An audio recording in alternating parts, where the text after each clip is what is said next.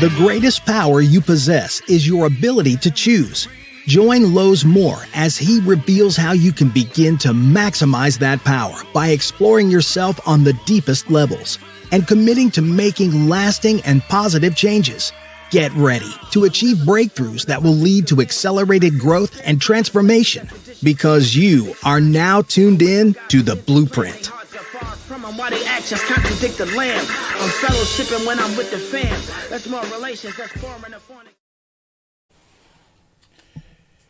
Good evening and welcome back to the Blueprint Podcast. Good morning. Yeah. Woo. It's been a wonderful week. My favorite time of the year, Christmas. So it's been a long week, but good morning. Good morning. To all those who support the Blueprint Podcast. I love you guys, man, and we're excited to be here this morning. I spent I kind of tried to relax this week and watch the granddaughter and all those amazing things this week, man. And I just got tied up and stayed up last night preparing this show for this morning, and a little tired. I'm not as young as I used to be. And so I don't think anybody is. No, nobody is. Okay. But the thing is, let me just start out by saying, as we transition, right? Because it's a crazy word, right? It's not my word of the week, but transition, is from one place to another, and not only one place to another, but one place to another successfully, right? Not all transitions are successful, right? And so this show focuses, on how we make a transition. And it's crazy. It's just going into another day. But because we have traditionally, and the mindset, we actually thought, or we think, like we actually, that something's different about the day after New Year's when we say Happy New Year, and it's a new year. And the reality, some things, when we go into that new year, some things haven't really changed. I mean, we continue to do the same things. We continue to do the same traditions, cultures, habits, mindsets, traditionally. And so, but, before I get into, the whole new year focus and how we make that transition, how do we make successful transitions from one place to another? And I want to talk a little bit about that. But I want to, as we go into a new year, or we, in our mind, we're entering to this new place, this new time. And how do we make that transition? How do we change or what we consider is a paradigm, right? Our behaviors, our cultures, our mindset over the 2023 or over the last 3 years, 5 years is a mindset, and it's habits that we have formed. Or we don't know who formed those habits. Did we create those habits in ourselves? Did society cause for us to set up these paradigms and these behaviors and these mindsets? How do we break those paradigms? How do we shift the paradigm?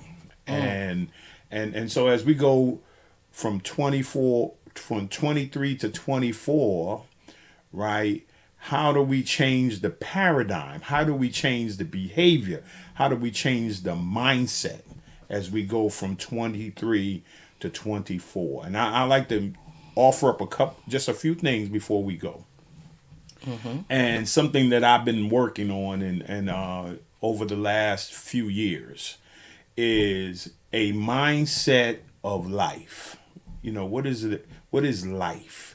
I mean, for those who are in the faith, there are several scriptures that talks about life. It says, particularly in the Old Testament, it says, I set before you life and death, blessing and curses.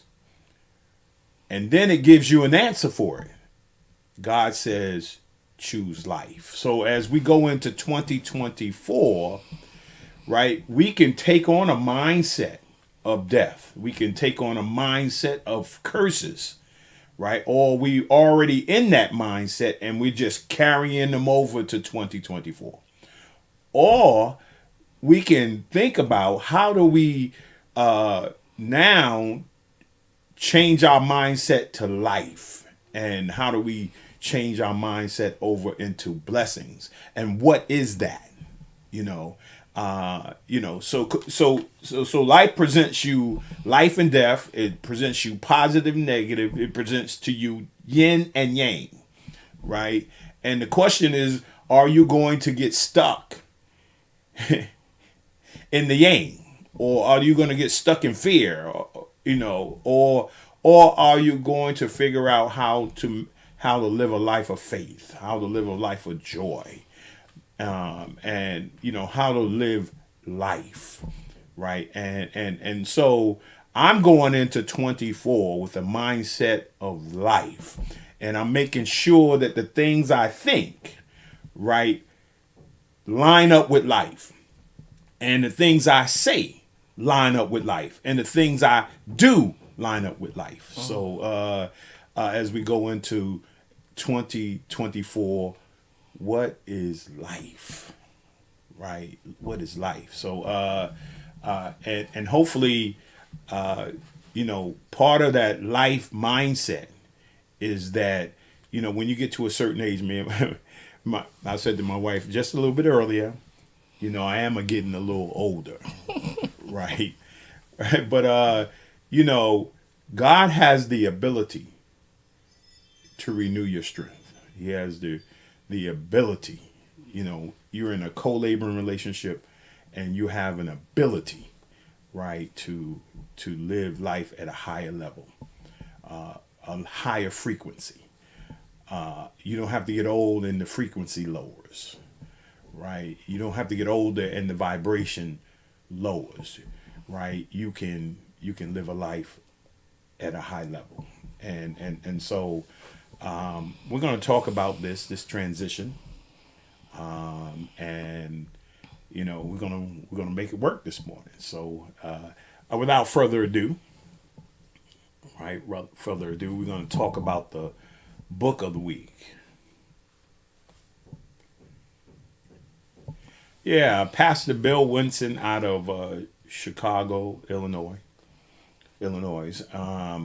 has been a proponent of this mindset of what I'm talking about now, how to live life, particularly a life of faith, and how to allow faith impact your marketplace. And then many of we probably can show that the blueprint, right, it focuses on the 7 spheres of influence. I mean, it focuses on an assignment, right? It focuses on your gifting.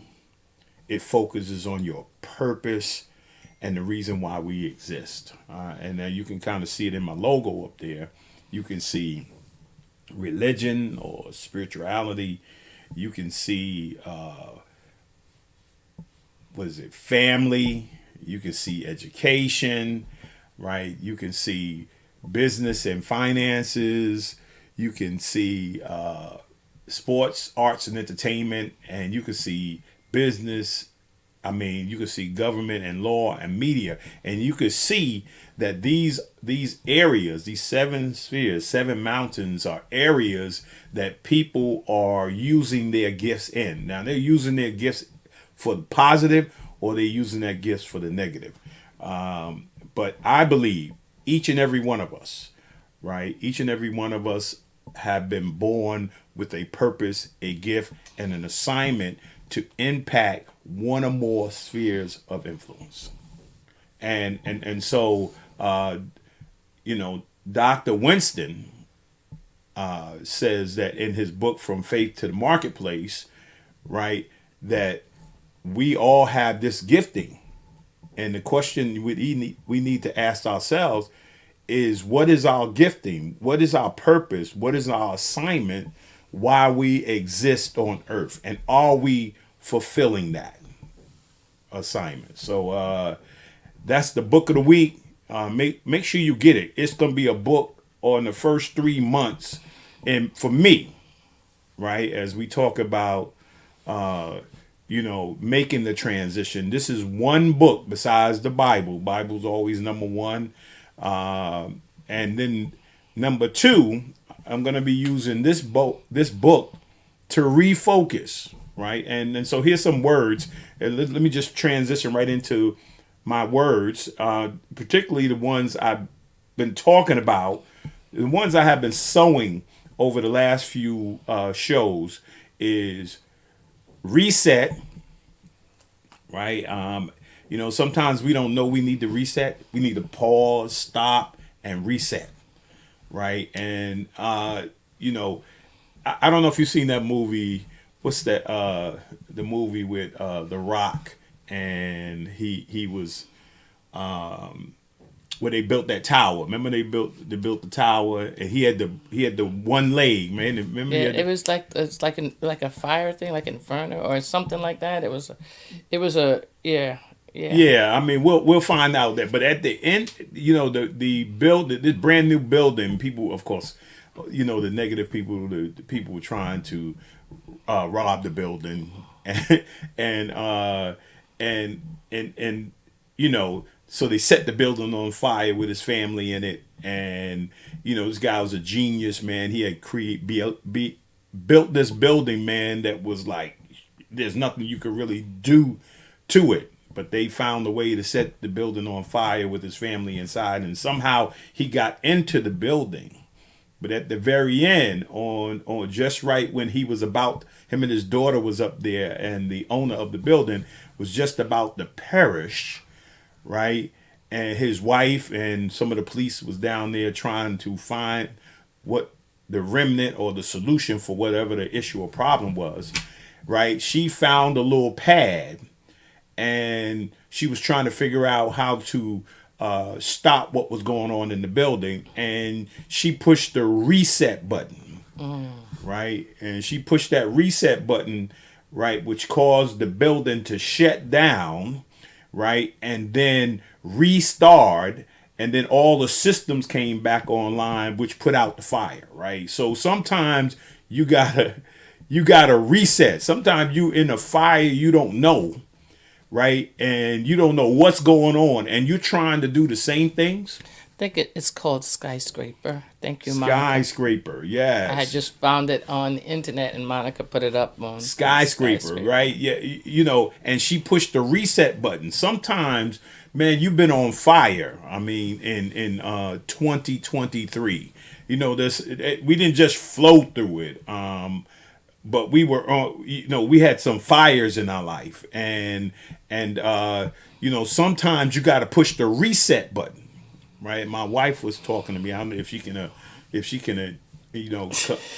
talking to me about 2023, right? And she was pushing some reset buttons, right? So if you would talk about that a little bit, talk about your reset.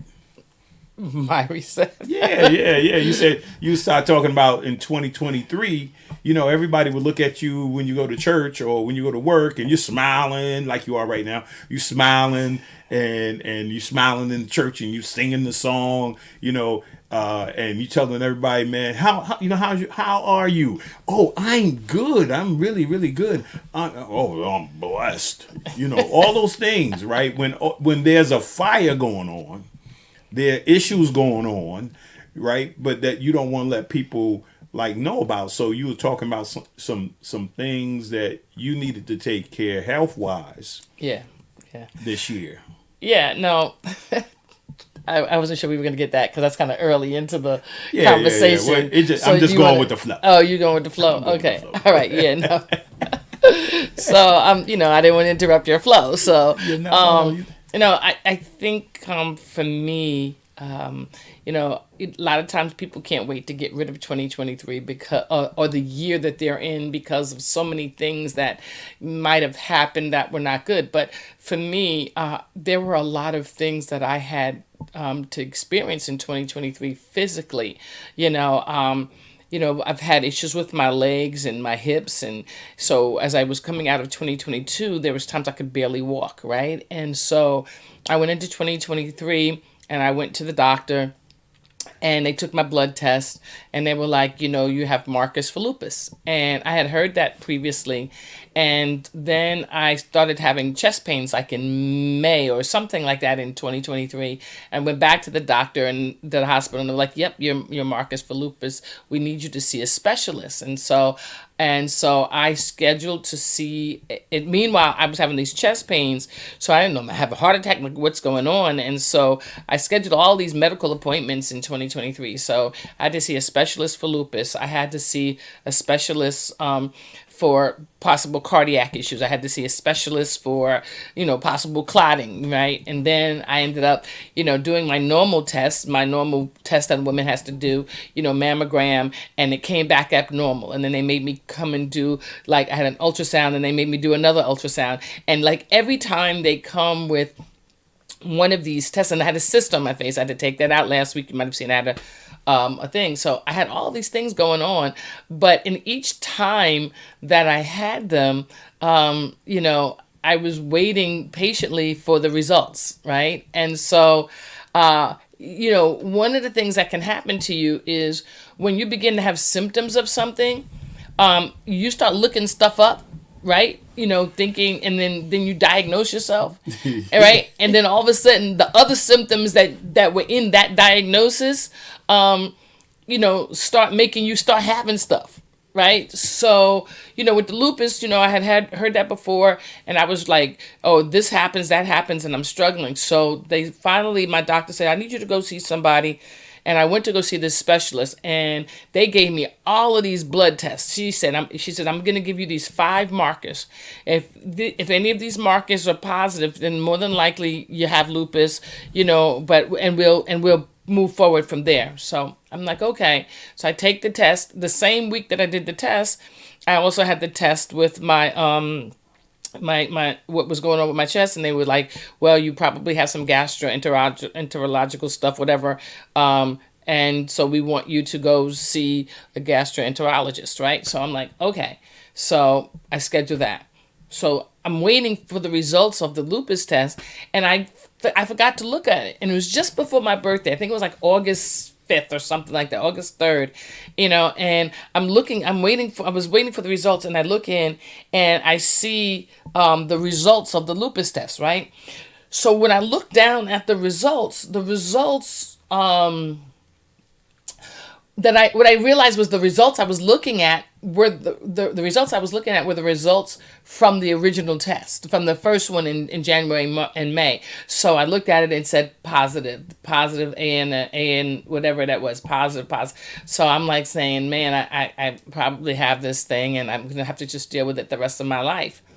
And then I realized that the date was January and May. So I was like, well, where's the July test? So the July test, the 5 things that she gave me, the first one that I saw said negative. The second one said negative. The third one said negative. The fourth one said negative. And the fifth one, which was the urine, said negative. The doctor, and I looked at my phone, and there was a message from the doctor, and she said, hey, Miss Moore, I just want you to know, stop worrying.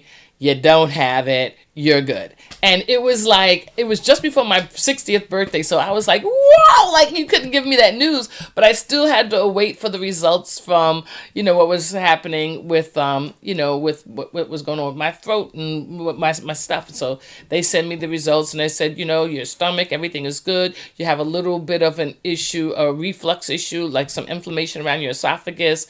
We'll give you some medication, and that'll be okay. Like, great. We went and got the colonoscopy. Oh, you got a little bit of a polyp here, but everything is great. I'm like, okay. I go, for the mammogram, and I come back and they go, oh, they send me a notification. Your mammogram is abnormal. You got to come in. So now they make me wait till December. So I'm like all in an uproar, like waiting to December to get this second test. And I go in, and they're on this area, and they're pressing so hard that I'm in pain. And then the lady calls the doctor in, and the doctor said, "This is what you see?" And she said, "Yes." She says, "Go over here, go deeper." And they're digging, and they're digging. And so, the more that stuff happens, right, your whole mindset, like, I'm like, oh, man, I've gone through all of these things, and everything is good. I'm going to get right to December, and everything's going to fall apart, right? And so Monica had, the Carol Arnott book, The Soaking, has been my lifesaver this year. Like, it's been a great book for me. So as I was on the table and they were pressing, I looked over to the wall and I said, soak. And all of a sudden, I just closed my eyes and I just started focusing on Jesus, right? And I was like, soak. Just whatever it is, God, I know you got me. Jesus, I know you got me. And I'm soaking. My eyes are closed. I'm just looking at the wall. And finally, the doctor says, Miss Moore, we were looking at a particular area, but it's actually nothing. We looked all the way through it. You're actually normal. You don't have to come back to next year. Why was that significant? It was significant because for the last 10 years, I've been going every 6 months. Right? She said, you are good. And I was like, I couldn't get off the table. I almost leaped off the table, leapt off the table, like, you got to be kidding me. And then I went and got the cyst off my face. They said, oh, you have something here. We're going to look at it and we're going to test it. Got the results. It's negative. I went through 2023. The reset was all there, all that stuff. And I'm like, you know what? I'm grateful that, sometimes people, especially people of color, avoid medical appointments. Right? And so there's things that we suffer from that we can actually survive, but we don't get treated or tested for it. That's true. So from a reset standpoint, sometimes you have to make sure that your body is okay so you can do the things that you need to do. Now, I'm going to be honest with you. What I need to reset, and we often reset, is the weight. It's hard, but my legs were hurting. Different things were hurting. There's certain things I just couldn't do. But, from a reset standpoint, I'm glad that, all the things, all the tests that I experienced in 2023, came out on the thumbs up side for me. So reset, realign, all that kind of stuff. So I reclaim my health, all that kind of stuff. Yeah. Yeah. So go back to those words, right? Because sure. Words are powerful, right? And the Bible talks about how powerful words are, particularly the Word of God. Mm-hmm. So reset. Then you got to realign.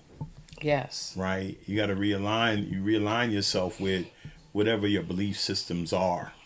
And hopefully, as I mentioned earlier, hopefully you will reset and realign in life, right? Because you can reset and realign in death or negative. Mm-hmm. One of the quotes from Dr. Edwin Lewis Cole says, "Faith and fear both attract." Yes. Right. So if you're thinking about fear, right, and you get over in the mindset of fear, you just giving an example of that, it can attract more fear, right, and it can snowball, and it could be big, yes. Right, or you can get over into a mindset of faith, right, and you can start, because the scripture says, think on these things, whatsoever things of good report. Yes. Right. And that's why my New Year's resolution a few years ago, right, was about right thinking. Because you can think wrong. Right. Mm-hmm. And like you said, you heard something, you looked it up. And I've had that experience before too, dealing with anxiety. I didn't even know I had it. I was anxious about something, right? But you can get over that, whether it's in your job, whether it's things in your family, whether it's just life in general, you can get over in that.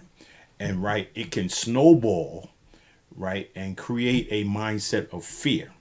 And we don't want to go into 2024 with a mindset of fear.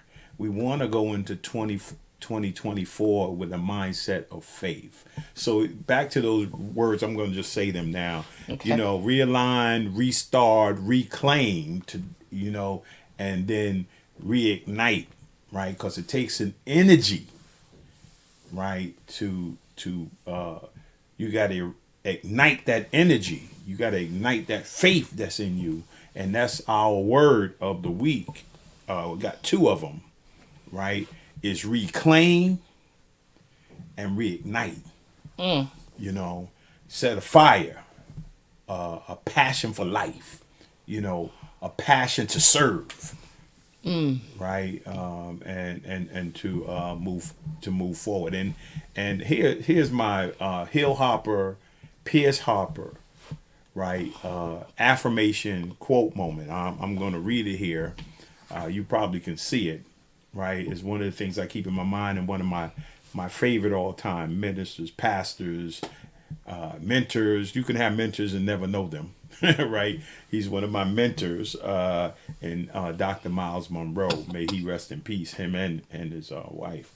The wealthiest place on the planet is just down the road. It is the cemetery. There lies buried companies that were never started, inventions that were never made, best-selling books that were never written, and masterpieces that were never painted. In the cemetery is buried the greatest treasure of untapped potential. Wow. Right? Untapped potential. And I mean, he's saying here, man, that all of us have gifts and purpose and assignments in us. You know, you wake up and you say you can have 4 kids, you know, no husband. I mean, or you can have a husband, but you know, you had a desire of this invention, or you had a desire of this to sit down and write. And like in the midst of all that you went through this year, right? You still had assignments, you still had gifts of things that the enemy didn't want you to do, right? But in spite of what you was experiencing in 2023, right, you got to find that passion, that desire for the things, the gifting that God has placed inside of you. And my wife, I'll go back to you, because even though you gave that, you know, that negative situation, because sometimes the enemy attacks you, you know, and sometimes situation comes on you to keep you from reaching your potential, to keep you, you know, something you got on your mind that you want to do. You want to write a book, right? You want to start a business. Yes. Right? You know, God's placed this in your heart. You know you have the gifting for it, right? You want to start a cupcake shop. I mean, you want to start a baking company, right? Whatever it is, you know, life will try to stop you. Life issues. It says the cares of this life choke up. It says the word of God, but it also chokes up your assignment, your purpose, your dream. So even in the midst of 2023, Bay. Yeah. Tell us what you did even in the midst of 2023. Hey, you really pushing me early in this. You're not gonna let me bring this up in the end, huh? So 2023, I know we going into 2024, but 2023 was good to me. It was good to me, and I'll show you why. I'm gonna show you this picture, right? In the top left-hand corner, that is our princess, Lainey Michelle Polk. She was born in May 20th, 2023. And so that just in and of itself made it a great year. But on August 6th, actually, when you look at the bottom right-hand corner, on August 6, 2023, you and I celebrated our 40th wedding anniversary. Mm-hmm. A lot of people don't make it 40 days, 40 weeks, 40 months, but we made it 40 years, and that's an amazing. And check this out. A lot of people do make it. Yeah. You know, we linger on that again, that mindset of who didn't make it. The question is who made it. Who made it? So because we can linger on that because people will pick up on their own marriages don't last, right? Oh, they forgot about the other 50% that last. Yeah, yeah. And so I'm grateful that we're one of them. And, as we shared during that time, your brother and his wife made it to 40. Maria and Sandy made it to 40. There was quite a few of us that made it to 40, in 2023. So, and then the next day after our 40th wedding anniversary was my 60th birthday. So I had a grandbaby, 40 years marriage. I turned 60. But in that middle picture, where it says, so what? For many years, I was trying to release a book. And this time last year, you connected me with Eartha Hicks, right?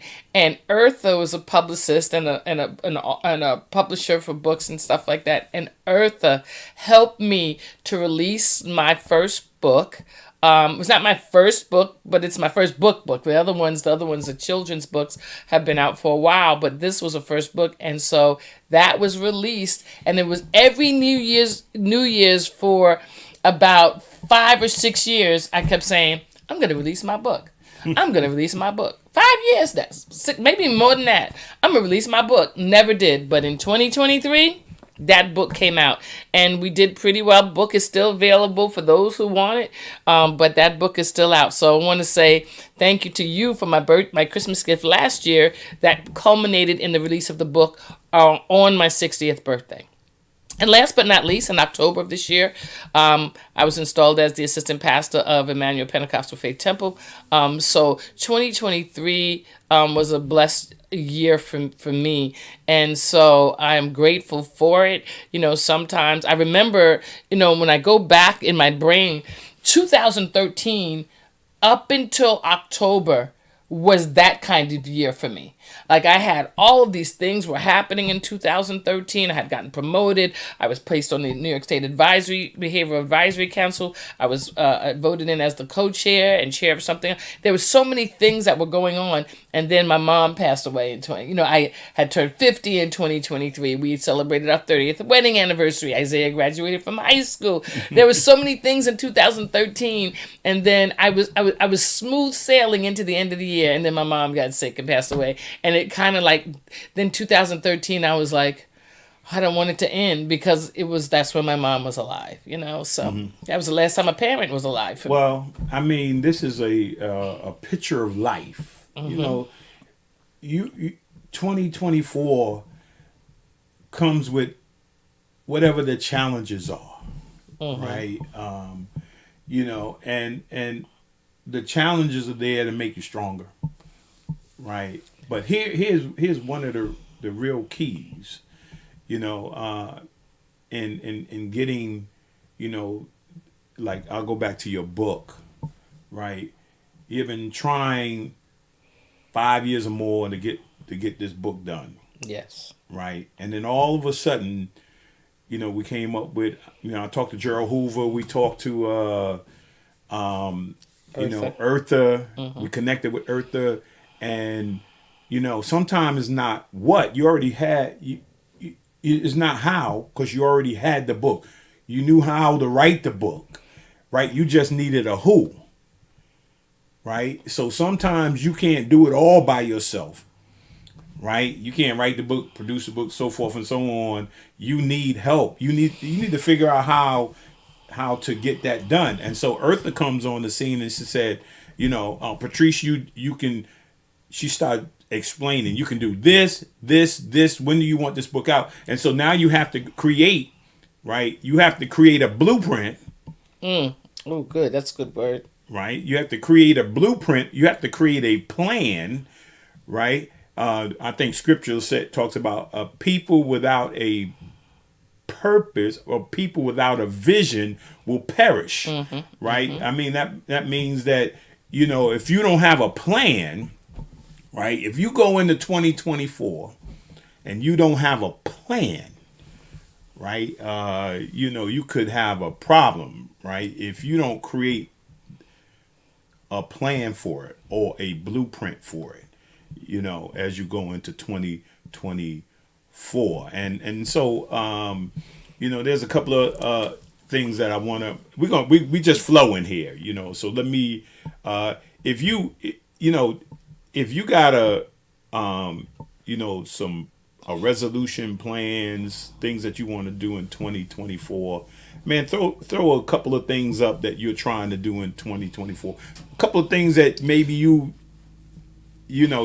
been able to get through in 2023. Yeah, I was going to say, right? because And talk a little bit about 2023 and put it up there, and what your thoughts are as you transition into 2024 for me, please. I mean, throw some things up there for me in regards to that. So let me continue to move well, forward. can I just interject really quickly?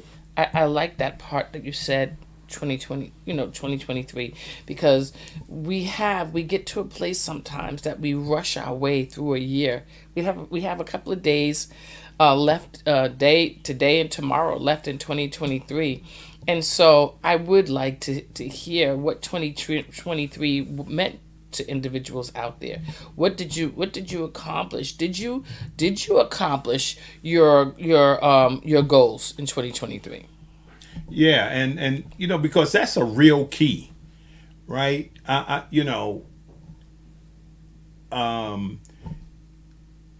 was just saying that a people without a vision, right, without a plan, without purpose, without assignment, without goals, right, it ends up nothing. You end up perishing. You end up not happening. Not making it through. You have to be able to evaluate as you think about improving health, and in 2024, or in getting out of debt, or bringing the family closer together. Whatever the resolution is, you got to make a plan for it, right? And when do you want to accomplish it? The thing with Patrice, and with me, when I wrote my book, and when I was thinking about launching Lowe's More Global Communications, right? It started out with, I wanted to do a business, a ministry, whatever it is, right? It started out with, what do you want to do? And do people need what you want to do? That's the biggest question. So when I got into the whole entrepreneurship program or business program over, I think, of almost a year, the first thing is, what did I want to do? And I found out that around communication, right? Around communication, all these things came out of it. The book, speaking engagement, consulting, all these things that I'm trying to manifest, because now this is a real good year, because a lot of what I wanted to do, the pandemic kind of prohibit me from doing it. I mean, it was in the way. No going out speaking in person. Nobody want to hear what you say when there's a pandemic going on, people running around frantic. But now, still here, still got to stay safe, right? But yet, in the midst of this, I always say this story. I always talk about this story, and I'll say it again, because I used to go, during the pandemic. Of course, we get our car services, right? Get service to the car. So one of the things I like to do when I go get my car service, I put the car in, whatever is being served. They tell me it may be an hour or more. I go for a walk. I don't care how cold it is, how hot it is. I just start walking. I'll walk 2-3 miles all over White Plains, right? And I saw, at the start of the pandemic, I saw a hole in the ground, right? At the end of the pandemic, I saw a building, right? So in the midst of your challenges, you got to continue to build. I mean, oh, that's good, right? And but if you don't have a vision of where you want to go, if you're not putting to that vision or to that dream, if you're not writing that down, right? If you're not writing that down, if you don't writing the plan, every business should have a business plan. Every life should have a life plan, right? What is your life plan? Because I'm 66, right? Treese turned 60.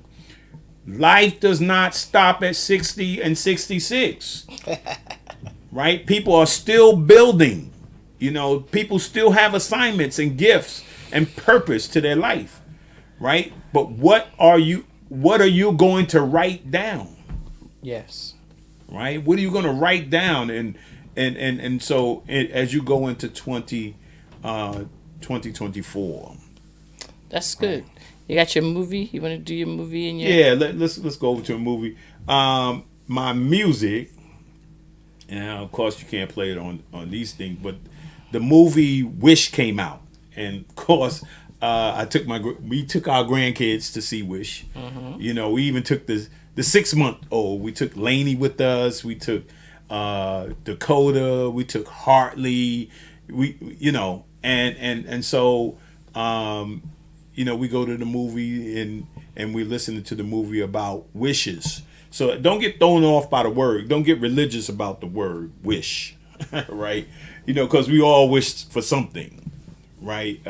We all, not just a wish, but a dream. When you say a wish is a dream, I'm dreaming about something. I'm making a wish about something. I mean, why would if it was bad, how come every time we got a birthday they say make a wish? I mean, exactly. What's your wish? You close your eyes, whatever you thinking or saying in your heart, and you blow out the candles, hoping that those things are going to come into existence, right? So you're gonna make a wish, right? You're dreaming, you got a vision, so all those things are in the play, right? And I love it, and so that's the movie we went to see. And so my granddaughter came up, my oldest granddaughter came up, right? And I was saying to her, like, hey, what do you want to do? And she said, I want to see Wish. Right now, Wish is on his way out the movie theaters, so I'm setting on Wednesday, I'm gonna take her to the movies. I had planned in my mind me and Amaya's going to the movies on Wednesday. Yeah. And then all of a sudden we wake up. Pop Maya time. Pop Maya time. So I make a plan, and then we get to Wednesday, right? And all of a sudden we don't have no heat. I know, it's crazy. Yeah, heat goes out, and then we were supposed to go at 11 o'clock to the movies, and I had to end up waiting for the plumbers to come, and it pushed it, and the last one at New Rock was at 4 o'clock, and we got there like 4:10. They wouldn't let us in the movie, but I wanted to make what she said come true, so I drove to. You made her wish come true. I made her wish come true. Yes. So I drove her to Connecticut. Man, through traffic and everything, we got close to the last 2 tickets to get in the movie theater, and it was just a wonderful night, right? So we all have wishes, and part of that song was This Wish. Mm-hmm. Right? I mean, if you can get the lyrics, man, This Wish, check out the movie. It's about to be on Disney or something, because they don't stay in the movie long, right? And it's all about wishes, but all those Disney shows, they have the same makeup, right? You have the good and you have the evil. And the good always overcomes evil, and so. But that's what we do every year. Yeah, that's basically what you could just pretty much figure out what a movie is going to be about. But when I think about like some of the Disney movies, like one of my favorite Disney movies of all time is Land Before Time. Yeah. Right? Because there's a message in all of those, right? There's a message in all of those movies. In The Land Before Time, that message was that dinosaurs were all different, right? Mm-hmm. And as children, the parents wouldn't let them play together because they were different. And they were like, we don't play, this one doesn't play with this one, and this one doesn't talk to this one. And they were all, and they were throwing their noses up at each other. And then the earthquake comes and separates the parents from the kids. And the kids have to learn how to use each other's strength to get them past the earthquake and the volcano. That's right. Right? Yeah. Mhm. And they learn, and survive. by the time they reconnect with their parents, they're friends. You know, I think that is like the greatest Oh, yeah, Disney yeah. movie that's out Hey, there. So that was out there. That's why we love Disney, because but we can do Disney things ourselves. We can come up with books and children's books and Mm-hmm. different things like that. Whatever our gifting is, we can come up with them. But that's a good point, because what you're saying is that before there was Land Before Time, it was just a thought. Right? People were experiencing these things and somebody put it on paper and made it come to life. And so, how many of you have plays and movies and different things that are inside of you that Didi goes, yep. Exactly, right? Yeah, Land Before Time. Yeah. I know that me and Didi, we know every kind of thing. I knew she would do that, but she knew exactly, and then I would go, yep. That was from Land Before Time. Yesterday we would drive. Well, we were talking, and I wanted to see Amaya to see the Chronicles of Narnia, and then Isaiah was like, I said, I was thinking like Isaiah, like he's a grown man, so I'm like, yeah, we could watch that. He said, Dad, I've seen 1, 2, and 3. I already watched that, but the whole thing is you didn't remember that he watched all these things, and it creates good imagination. Mm-hmm. Good images, positive images that for kids. And we do need to watch what children watch, because there's so much stuff on television that's just not good. So if we can find something that's positive, we need to, and then we need to have conversations about it afterwards. Lion King, that there was a king inside of him, and he was running from his calling. Right. I like that. I like he that was one. running from his calling because somebody tried to discourage the calling out of him. Right. Right? And sometimes there's a calling in you, and somebody is trying to discourage the calling in you so that you don't walk in your purpose. And if you allow those people to speak into you, the negativity, your purpose can die. Right. Right? But you just need a cheerleader. Right. You need somebody that says, did you look? And that was Rafiki. Rafiki hit him in the head and said, "Your past." He said, "Your past is in your past." Right? That's right.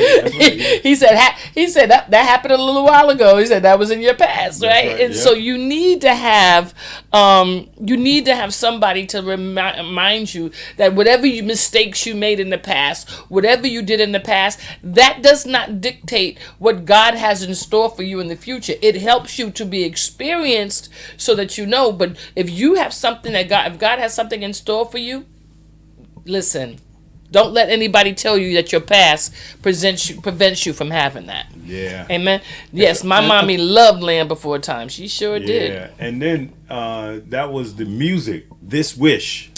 And then the movie was... No, that was the movie. And then that was the music. This Wish was the music. Yeah, I was talking about...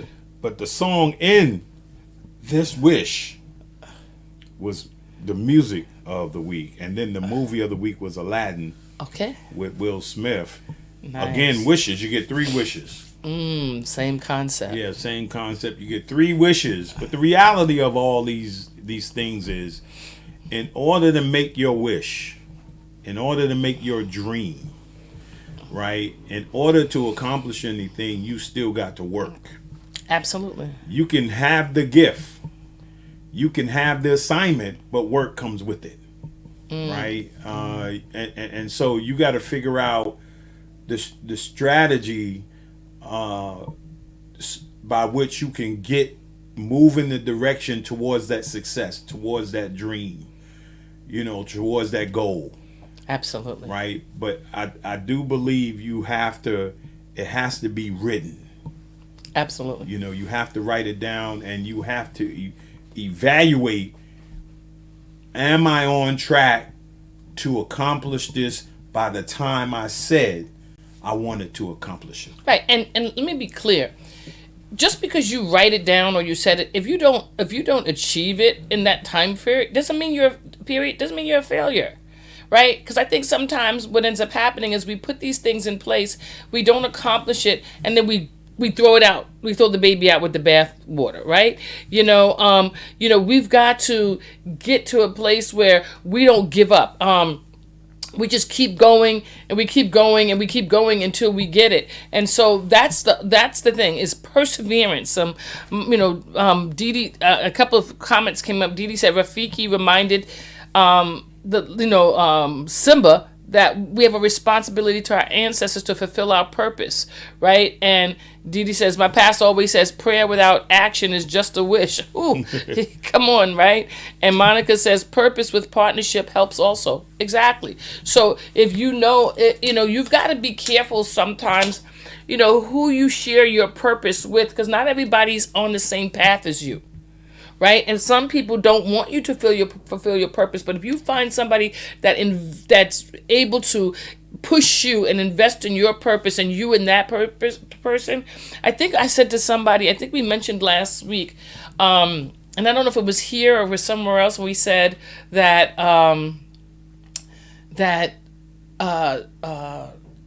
you should enrich each other's lives. Right? You should be in a situation where where I'm pushing you and you're pushing me, right? When you did your book, you wrote your book, I edited your book, right? Mm-hmm. Put everything together, lined it up. When I did my book, you helped push my book, right? That's what we're supposed to be, to help one another in the things. And I wanted to shout out really quickly, Fairfield University. It's my shirt, my hat. It says Fairfield University.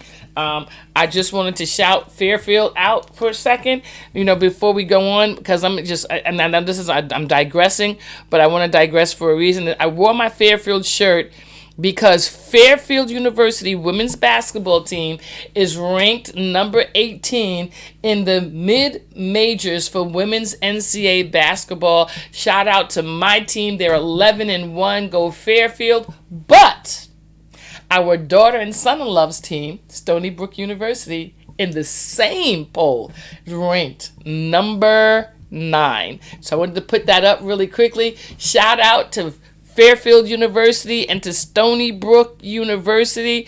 They are both 9-1. They both play today. I will be in front of the tube. And guess who else is playing today? This is basketball day for us because URI is playing today, and that's our cousin Tisha. And they're all kind of like playing back to back. And I also, because I know that you are a West Virginia fan, wanted to shout out West Virginia University women's basketball team.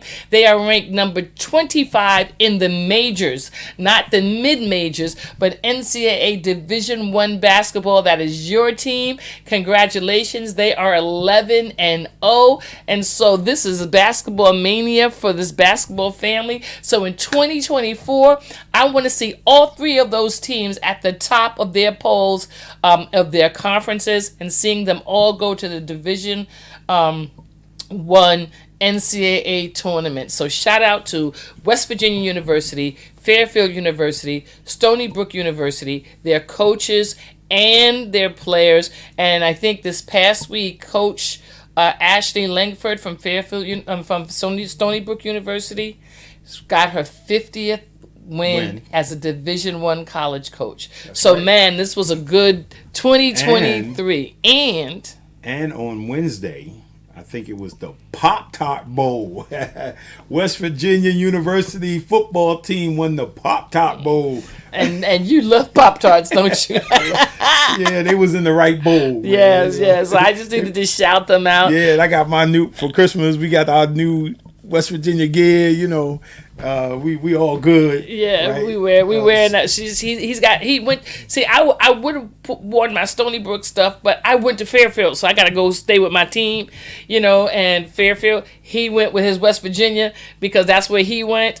But shout out to Stony Brook just the same. I'm loving watching these basketball teams play, and they're playing really good ball. So I know we digress from the Disney to the basketball, but that's because we have like a guest coming on, and I wanted to make sure that we give him some shout out. Yeah, before that, I want to say this.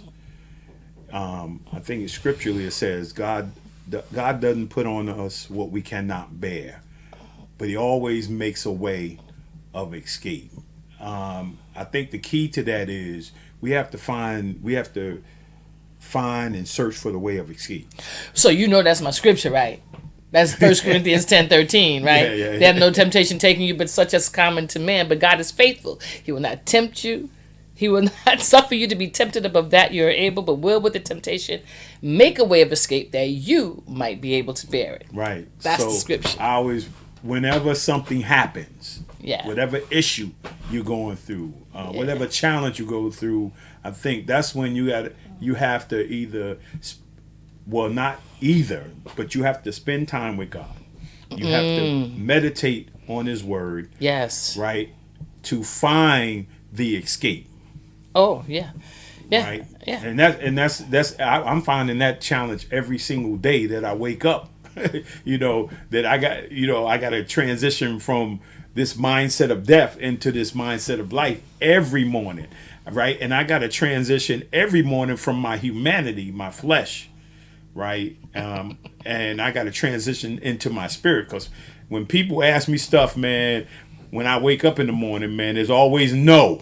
That's why I call you Nose More. It ain't because of his nose. I call him Nose More because he said no. He goes no. No. Yeah. So we the kids used to do this thing because the only one that could get him to say yes immediately was Sherelle. So the kids would say, Sherelle, go ask Daddy. Because he becomes yes more with her, but he's Nose More with everybody else. Yeah. So I want to show you this video All right. real quick, and then we got a pop-up guest, right? But we want to show Hi, Ma. we want to show you this video real quick here. Are we going to do one or two? We're going to show both of them, right? Show both of them, and I'll talk about both of them. Okay. But we're going to show both of them, but we're going to bring on my man Phil in a minute here. Okay. Vision for 2024. As I look to 2024, we look to grow spiritually. Most importantly, continue to grow spiritually. That's always important as a vision. For my church vision and the congregation, we are looking to walk by the Spirit. That's the theme for the new year, walk by the Spirit. So we're looking to walk by the Spirit. And if we're going to walk by the Spirit, we need to be intentional about our spiritual walk. We need the Holy Spirit to guide us in our journey each and every day. So again, we must be intentional. My vision is to start new ministries. Really looking forward to starting new ministries. We have one that's getting ready to come up, clothing and feeding ministry that we'll do in our community in Atlantic City.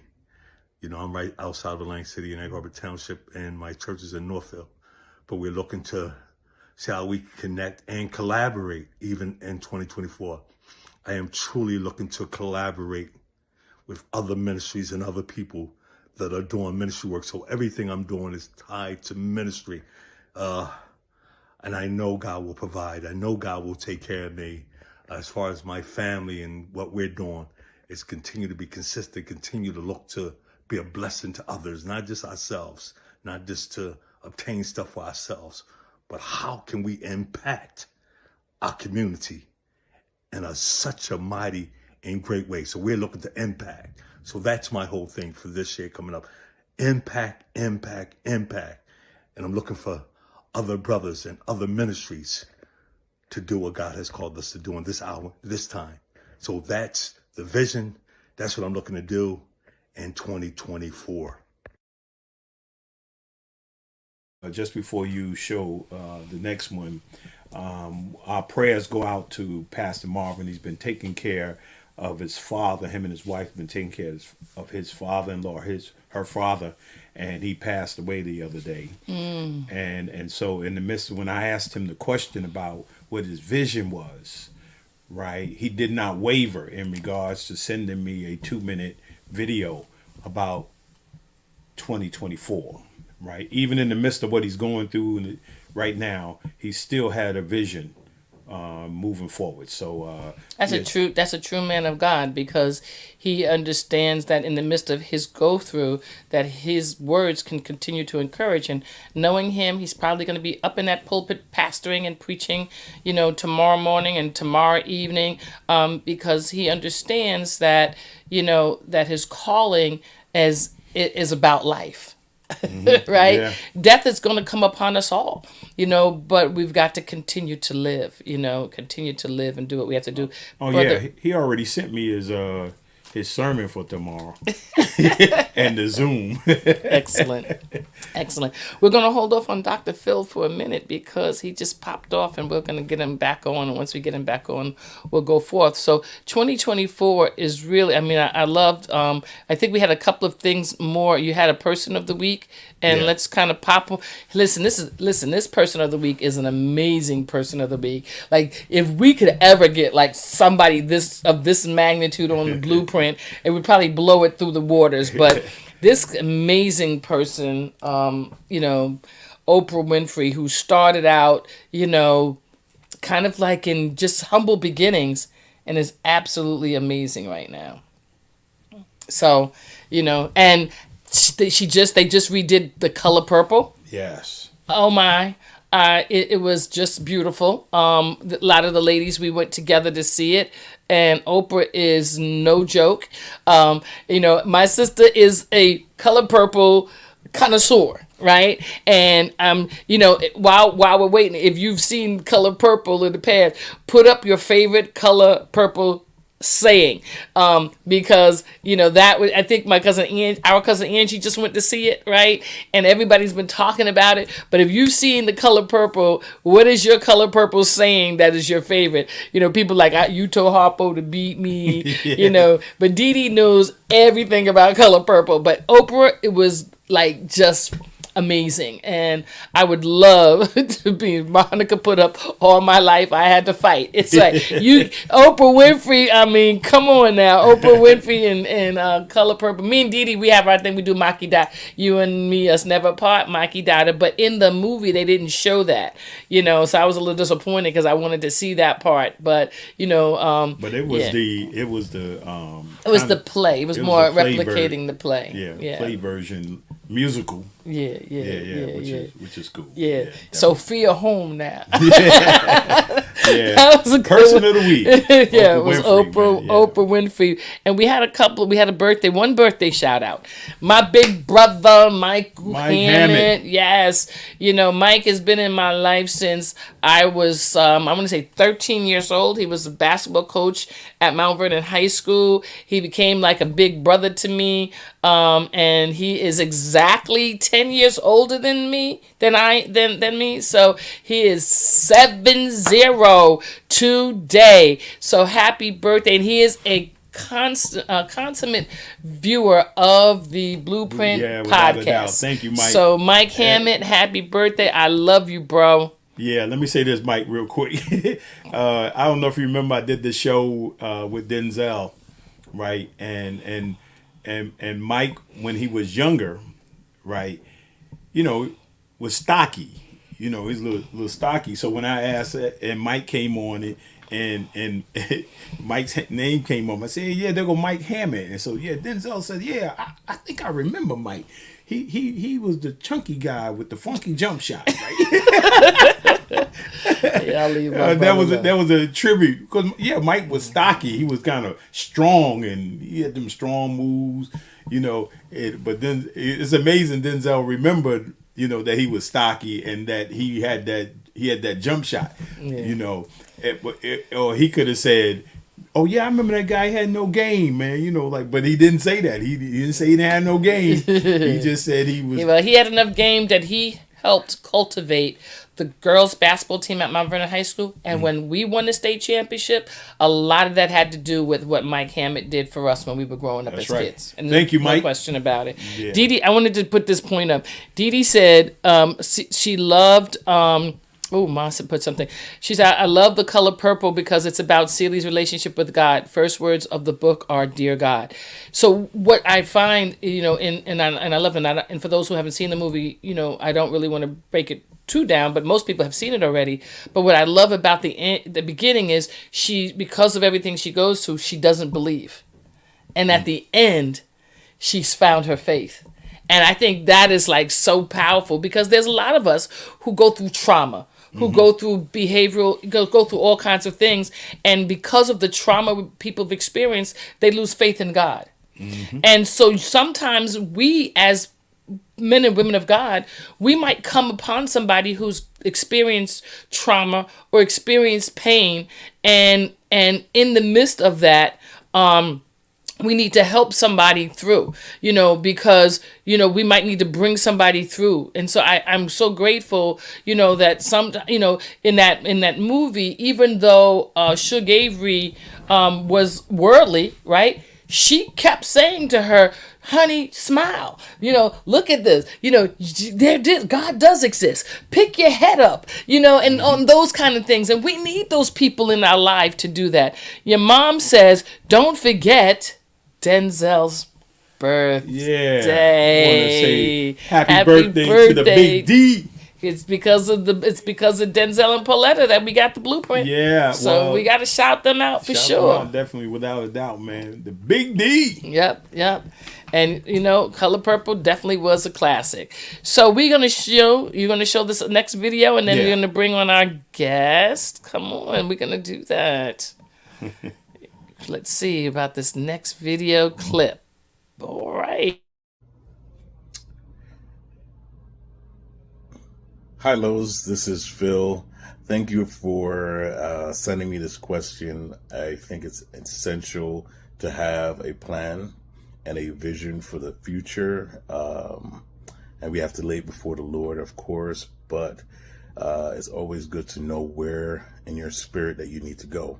So my hope for 2024 is to expand in the region of getting on regular broadcasting platforms. I've been talking to someone in Bangladesh about that, and in other regions of the world. So I believe that's going to happen for me next year, and I'm very excited about that. But where Phoenix National Network is going, what we're doing is fantastic. I mean, I'm excited to see what God is about to do with it. We have just restructured every aspect of the business, and we're planning to really connect with other parts of the community, churches in particular, in order to get them on a platform that is not going to restrict their ability to bring forth the word of God and be able to reach people in every corner of the world. And we're very excited about that. I'm partnering with a few folks, including yourself, and getting their materials on the platform so that people can get connected with us. So very exciting things going on next year, and seminars that we're looking to put together. I know you're into that stuff too, so stay tuned, guys. This is going to be exciting, and I look forward to sharing more with you. Thanks again, Lowe's. Take care, bud. Bill, what's up, man? What's going on? It's so weird. It's so weird seeing yourself on video. I should be used to it by now, but I never get used to it. Well, here's an interesting story. You might enjoy this. And I said it last week. I don't know if you know many of, we've seen Denzel. I consider him the greatest actor of our time. And we went to the premiere of The Preacher's Wife, and I found out that Denzel, he does the movie, right, but he never watches the movie. So you can go to the red carpet. As soon as the movie starts in the beginning, he leaves. Get out of here. Yes. I did not know that. Yeah, he leaves. And you know what? It is weird, right? It is weird to see yourself. I mean, the reality, I've done now a bunch over years of the Blueprint, but I've never watched them. Wow. I've never watched them Wow. again. I I can mean, understand that because I can't stand how I sound on I these know, I things. know.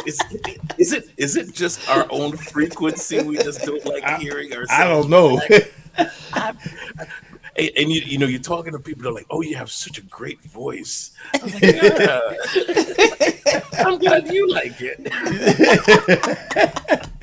Oh man, yeah. So yeah, it is weird. It is weird to see yourself. I mean, I have a hard time. Occasionally I can watch highlights of myself. As a basketball player. But it's hard for me to go back and watch them. To watch a game and watch yourself running around or something like that. Seeing that you can't do none of that anymore. Do you find that you're critical? Are you critiquing yourself? Like maybe why did I do it that way? Or you ever find that? I think one time I watched me play, not the whole thing, but I watched me play, and I got some joy. I got some joy out of it. And one time we got a new coaching change. It's weird. We got a new coaching change, and my friend, God rest his soul, Joe Frizz, who passed away, my backcourt mate. He sent me about 11 games, and it was during a critical time where the coach was playing with my time, and he was trying to, I was being successful in the midst of whatever I was going through, but I knew it wasn't me, right? So I was excited to get the DVDs.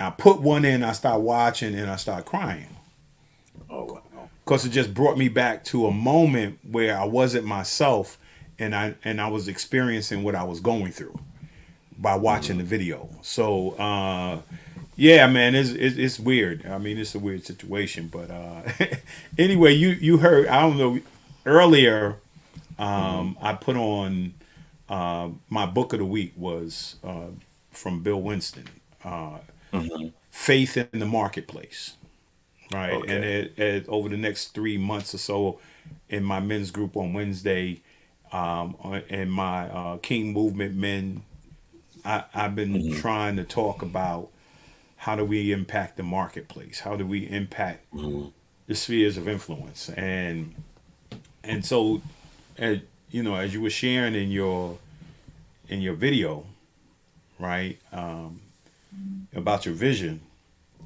talk a little bit about the planning aspect of you know where you're going. I mean, because that's the real thing here about this particular show is we make resolutions. We're going to set goals. In the new year, we're going to start fasting. We're going to start Right. fasting about accomplishing these things or whatever God has put on our heart, or we think God has put on our heart or mind, and we're going to be Daniel fasting and fasting. And the reality, if there's no blueprint, if there's no plan, and if there's not something we're following, if there's no strategic plan, and Roadmap.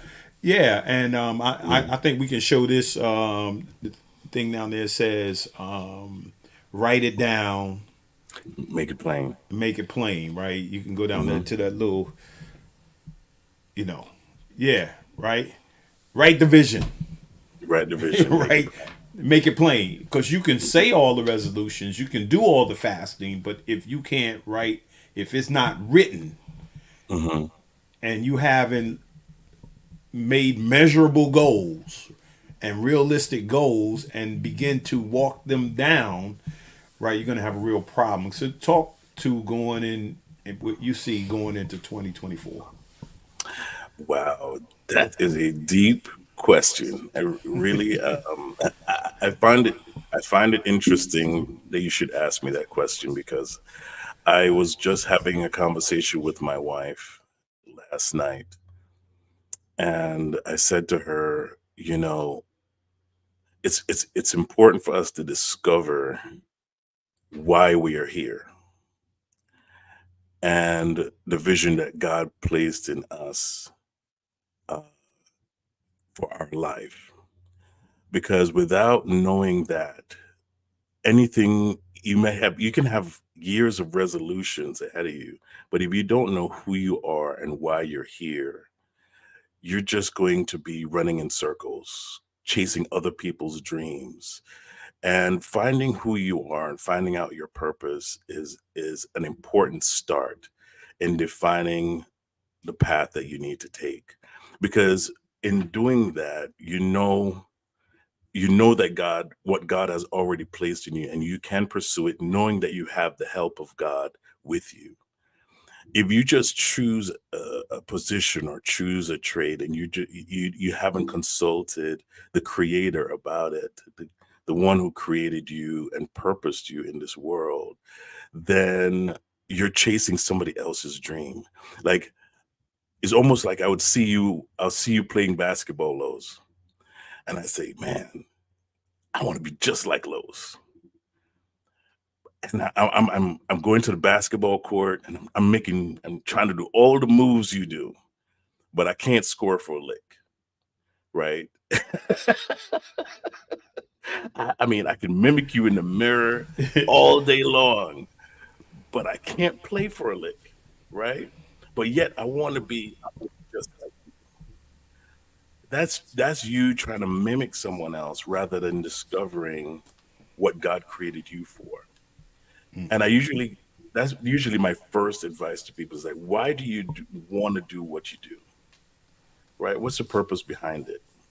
And then comes planning. Once you find your purpose, then the planning becomes a whole lot easier because you know where you're going. For instance, like if you're going to go to California, you already put it in your GPS. You put it in your GPS gives you directions. It tells you, okay, you need to go left up this hill, around this corner. And it gives you a roadmap as to how many states you're going to hit, where you might want to stop for a hotel, where you might want to stop for something to eat. And that helps you and guides you along in the process of going to where you need to go. I believe purpose is just like that. It says, here's your destination. Now you need to map out how you're going to get there, right? And each year should be when you're planning, each year should be progressive. It shouldn't be where, okay, yes, I'm going to do this year, and you just don't accomplish it, so you transfer it to next year. It's all about that commitment that you make to yourself. I remember when I got the revelation of that.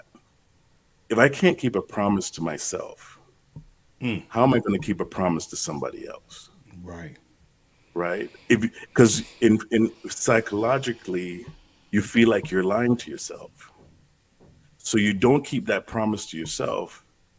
Eventually, you're not going to believe anything you say to you. Oh yeah, I'm going to get in shape this year. You can, you get my point, right? You can say all these things, make all these promises to yourself, but if you don't believe you're not going to keep that promise. Wow. So my biggest advice to people is know your purpose and be honest with yourself first. Say to yourself, make that commitment to yourself. Commit to your promises to yourself. Yes, I'm going to do this. I need to be healthier, and I'm going to do this, and this is how I'm going to do it. Right? And you can't just copy what other people are doing because you develop the discipline to do what you do. Right? You went through what you needed to go through in order to perfect your skill, perfect your craft. Even in the podcasting, I mean, you made sure that you had the set right, you had the right mics, you made sure you had the right setting in order to do it right, and you did the work. Uh, and that just tapped into the other part of it. Do the work. Yeah. Don't expect people to just hand your vision to you, right? Don't expect it to come easy, and don't expect that, it's just going to be a cakewalk. You're going to have to do your research. You're going to have to put some time in, and you're going to have to do the work. Well, Phil, man, I thank you for that, man. I appreciate that. What would you say, Phil?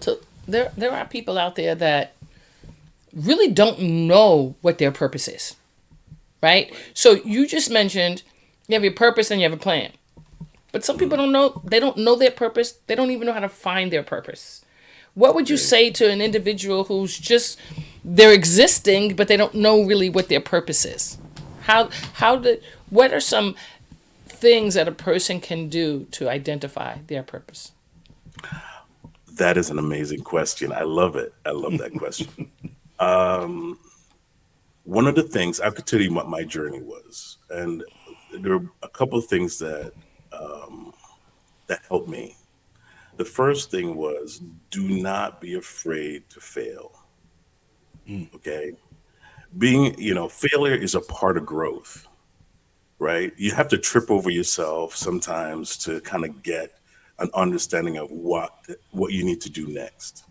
So don't be afraid to just step out and try something, do something.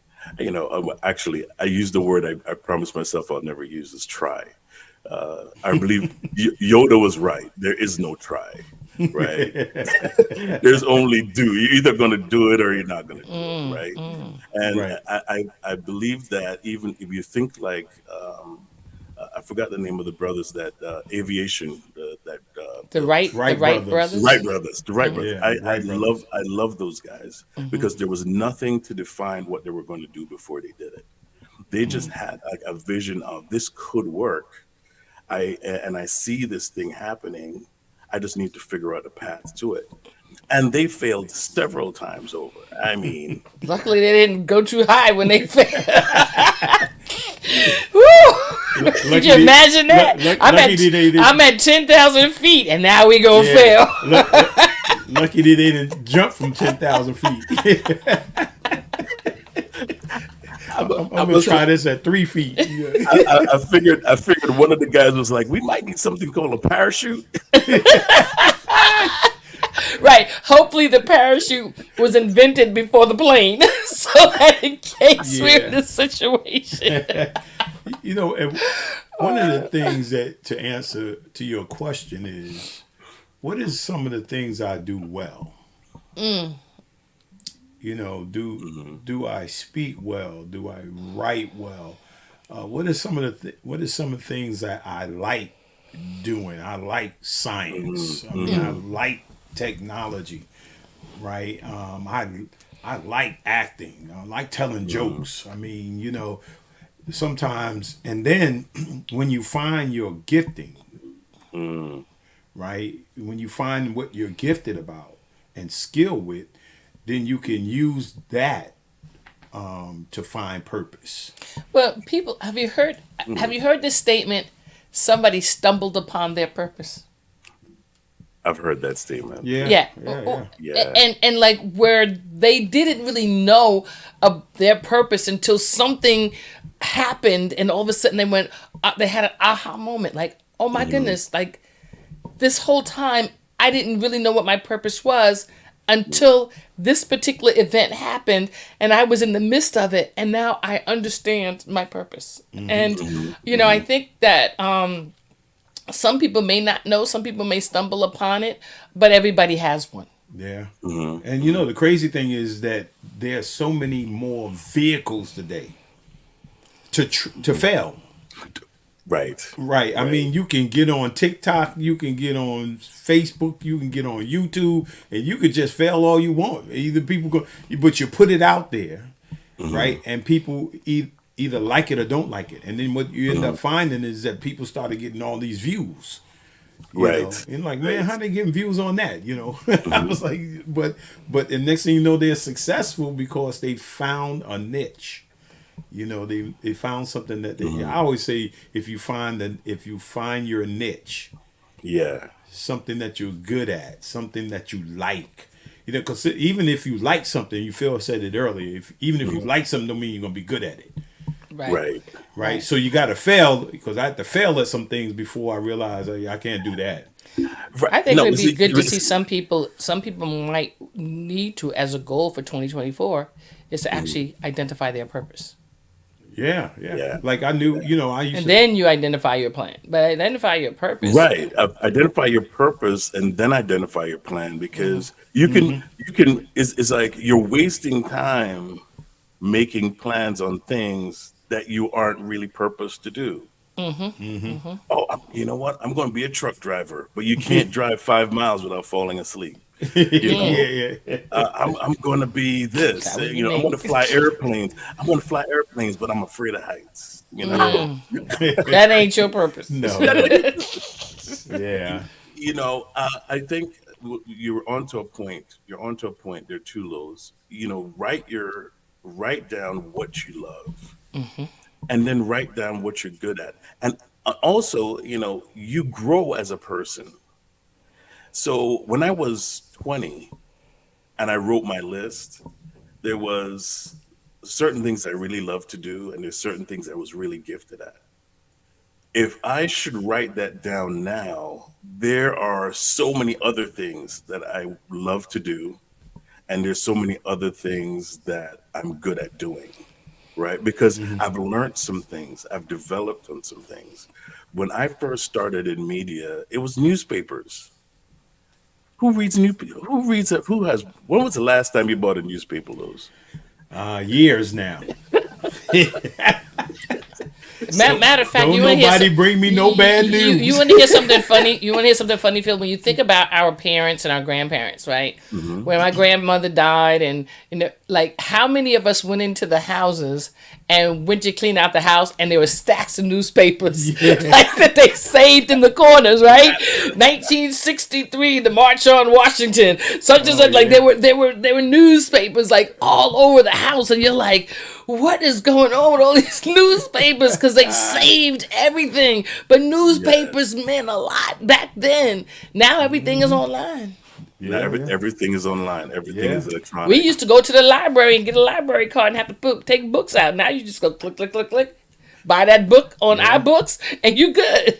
Well, I know my favorite two friends is Alexa and Google. Hey Google. Hey Alexa. Exactly. Even my daughter started. My daughter is 2 years old, and she started going, "Hey Alexa." Right. That's. I think my one of my former basketball players, Taylor Palmer, her son did this whole thing where he was. His father was playing hide and seek. He was like, "Hey Alexa, where's Daddy hiding?" It's like, but that's what they're growing up in. I bet you the kids like that are growing up now, like they wouldn't understand a newspaper either. They wouldn't understand. There's so many things that they're. I mean, our little grandbaby, she's 7 months old. She's grabbing the phone like, I'm like, you 7 months old? What are you touching the phone for?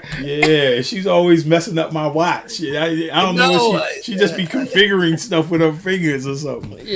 So 20. But here's the thing. When you think about that, I remember. I want to say it was back in maybe and I'm saying in 1990s, maybe 1993, 4, 5, something like that. Pastor Marilyn Crown. We were having meetings in at our church downstairs, and she said to us back then, prophetically, invest in the superhighway. She said, there's going to be great things that are going to go through the superhighway, right? And that was the internet and everything like that. And nobody really understood what she was saying, and nobody took their money and invested it in the superhighway. But had we done so when she brought that up, we'd be millionaires today, because what it was doing then is nothing compared to what it is doing now. And she understood, and she saw prophetically that we were moving into a place of the internet, moving to the place. And so I do believe that, we need to start thinking from a visionary standpoint of what's next. Like, we might think we've arrived, but there's going to be something greater in 2024, 25, 30, and either we're going to be the receivers of it or the creators of it. Well, Thank you. Yeah, and I love that. I love that. I'll say this about Phil before he goes, and I don't know if he's still doing it, but I used to get on with Phil I remember in the network. Yeah. Right. He used to have a network of business owners. Yes. Right? Yes. I And still they do. used to get on like weekly, and they Yes. used to Yes. network and talk about, because you can't be afraid of competition, right? Right. And you got to be able to go in there, because sometimes people don't have the same business as you, but when you get to talking and Hmm. networking and coming up with ideas and working collaboratively together, and somewhere down the line start to partner together, you get different ideas. So Hmm. what I said, that this is the book, what, right, how to, but you need the who. Hmm. Hmm. So Hmm. sometimes you know how to do something, but you don't know, you need somebody who to be able to, because some of the services you may need may not come from you. Hmm. you Well, know so you Look know what what? your aunt wrote, because this is what? right on point. We still get a newspaper every day. We are old, so do not forget the ones that are not where you are. Bang, well right there. You are right on point, well, let me Auntie. say this about that, because before Uncle Sonny passed, he was in the house, right? One of my greatest joys for him was to get the newspaper every day. Hmm. Wow. Get a Times and get a daily news. Now I don't know whether he was still could read them, but he said, "Thank you, baby." Every time I bring it, I bring the newspaper, and he opened it up, and he started reading, because that's what he did, and Hmm. he to be informed. Hmm. Right now, we have many vehicles to be informed, and the newspaper, is not obsolete, because people still buying them. I mean, they still coming out every day, right? We just don't buy them because we figured out technologically that Hmm. we can go get the newspaper, or we can find out information from different places. So, But we're also getting it in real time, because remember, the newspaper is always a day behind the event, well, right? and And the it, internet, remember, Lowe's and I were driving from West Virginia to North Carolina when we found out about Kobe, right? Oh, and wow. and it was like we were in the car, and all of a sudden I was on Facebook, and it said Kobe Bryant killed in the accident. And a lot of times these things are hoaxes, right? So Right. we're thinking it's a hoax, and it keeps coming up, Kobe Bryant, Kobe Bryant. Our son lives in California, and he said, "Ma, Kobe Bryant was killed today."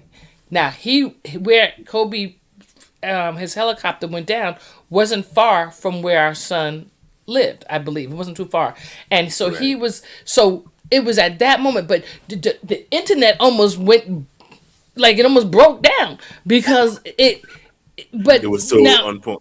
the newspaper. Now, if we were living in newspaper days, Kobe Hmm. would have died. He would have been dead for almost 24 hours, right?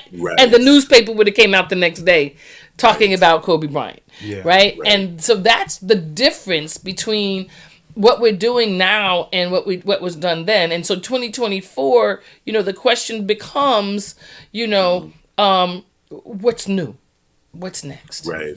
Right. Yeah. Right. And I think the thing is, I'll say this real quickly. Tavis Smiley used to do the State of the Black Union on C-SPAN, Hmm. right? And I remember he had the old guard, Minister Farrakhan, all the mayors, Hmm. all the, Yeah. all Yeah. the, Yeah. the black people of the past, and they were talking about the future and things that they were doing, and then probably still writing letters, still emailing letters, and then they had a segment at the end where they Hmm. had these young black future business people, right? Hmm. And they were saying, like, yeah, why they emailing and typing and mailing letters, man, they were on their phones. He said Right. they were doing stuff in seconds, where Right. they were doing stuff in days, and Hmm. and that's the way life is, because Hmm. that's how amazing God is. We don't That's look at it. it as, everything that's being invented today can be used for good or bad. I mean, and hopefully we use it for the good, Hmm. rather than using it for the negative. But Yeah, that's my encouragement to folks too. I mean, don't be afraid to step out and learn about AI and what's going on as far as in the tech AI. That's world. I'm telling you, it's amazing what how AI has changed how I do business, I tell you, there and was a has person at my improved it. job Hold on. who's using AI to write notes because they can't write. So they give them the bullet points and AI writes a whole paragraph.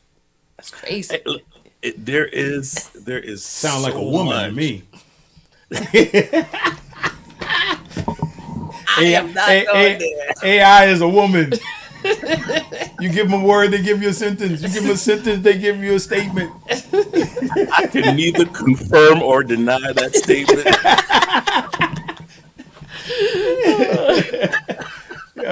God created the first AI called Eve. Yeah, but Yeah, man. it is an amazing, it's an amazing tool. I mean, everybody thinks of the Terminator when they think of AI, but Yeah, listen, it's not even close to being there yet. So, yeah. But utilize what it can do. yeah, Paul says things are speeding up because eternity is invading time. that's right. That's a powerful. You need to. I hope I'm preaching that somewhere because that right Hey, there, that just took me out. well, and crazy thing was that I just preached a message called what was The it? merger The merger. between heaven Heaven, and heaven and heaven's invading earth. Right. Yeah, there's a merger going on, right? And we only see the world side. We don't see the eternal side of things that are happening right now. We stuck on, whatever that is. We stuck on, but Monica No, says, but I think it's wonderful. you're right about what I feel, especially with the body of Christ, is that sometimes we get more past minded rather than future and present minded. And so we don't realize that God is giving us the right tools to reach the entire world with the gospel, right? And to reveal himself through us as children of God. And even if we break down the term children of God, that means you are a heir and a joint heir with Christ. You are initially DNA wise broken down as a birth child of the living God, right? And that gives you a whole other level of just personal discovery because we know ourselves as sinners, and I was born in sin and shaped in iniquity, and I mean all of that. But what about the redeemed, right? And what about the restored unto God? The gospel is a restorative the message, is a restorative tool. So what about that? What about when you get restored? How should I be as a restored person, not as a sinner person, right? I mean, how do you live as a restored person? We haven't crossed the line yet and seeing the manifestation of that. well, I think is that as I was stating, we are the vehicles, or we're supposed to be the vehicles that make people aware of what you just said and what Paul Yes. just said and what Patrice just said. We're the vehicles, right? Some of us are still old wineskin,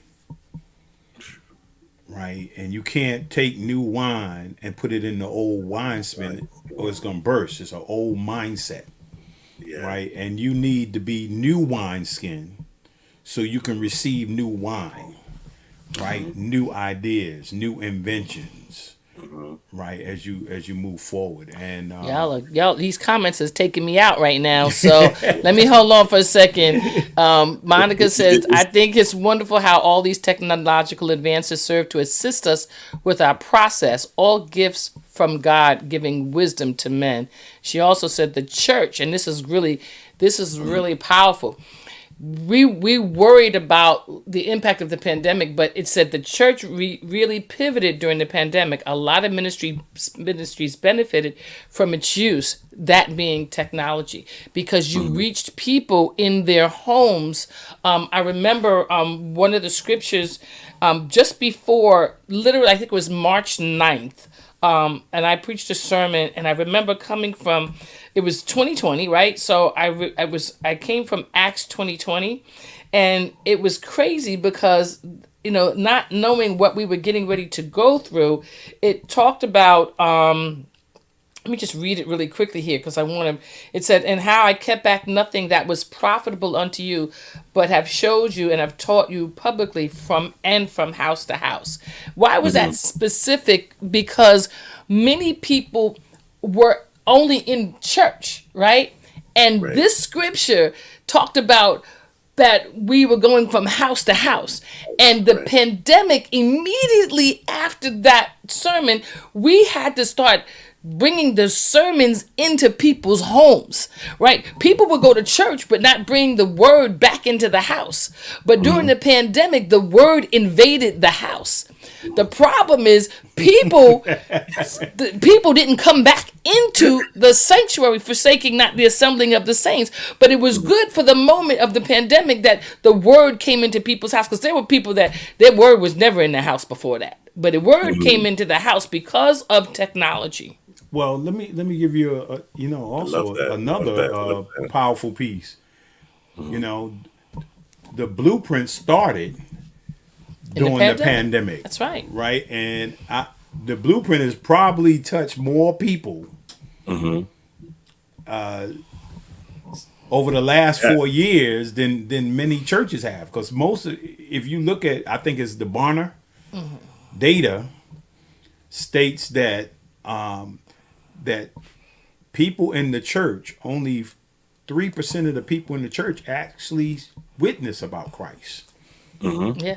Monica says it's crazy that people they ask for your Zoom address before they ask for your church address.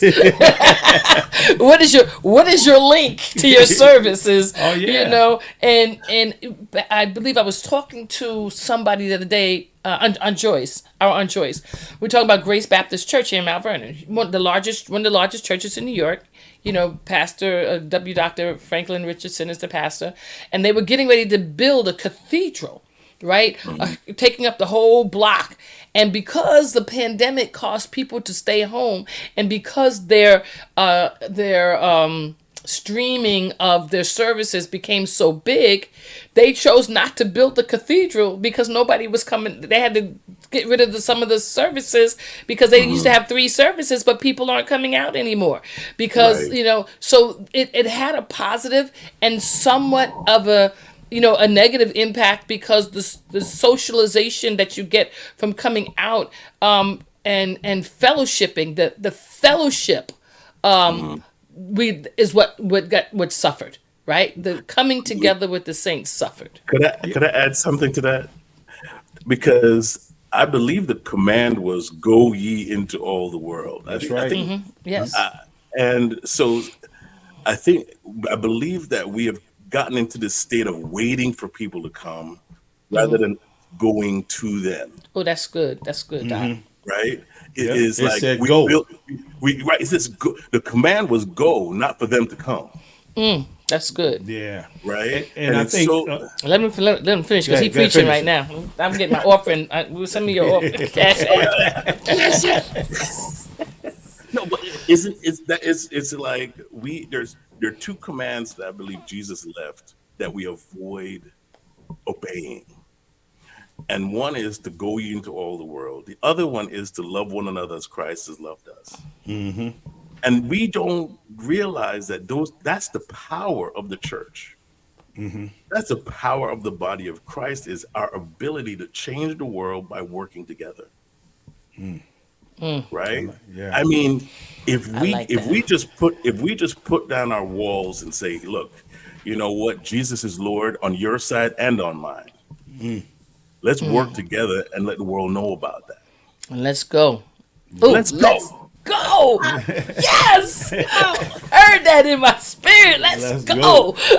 And the crazy thing is, I had Pastor A.R. Bernard on, who way before the pandemic, he had already launched, online streaming well before. So he didn't miss a beat when the pandemic hit, right? And he's touching more people around the world right now through the live streaming and things that he does throughout the week and every Sunday. To be honest with you, so many other things happened during the pandemic because Maverick City came out during the pandemic. Yes, they did. They came out during the pandemic, and they created this group of people singing together in different places, and your word that you first started with, Phil, was collaboration, right?